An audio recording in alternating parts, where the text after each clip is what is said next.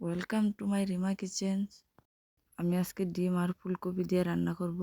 আমি ডিমগুলো আগে থেকে সেদ্ধ করে রেখেছিলাম। আমি একটু কেটে কেটে দিচ্ছিলাম যেন ডিমগুলোতে মশলা ভালোভাবে ঢুকে যায়। আমি কড়াইয়ে তেল গরম করে ডিমগুলো ভেজে নিচ্ছি। আমার ডিমগুলো ভাজা হয়ে গেছে। এবার আমি ফুলকপিগুলো ভেজে তুলে নেব।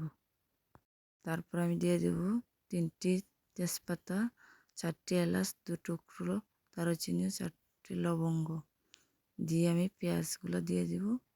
পেঁয়াজগুলো দিয়ে ভালোভাবে ভেজে আমি এখানে আদা রসুন পেঁয়াজ পেস্ট করে রেখেছিলাম, এগুলো একটু ভালোভাবে নেড়েচেড়ে ভেজে নেব।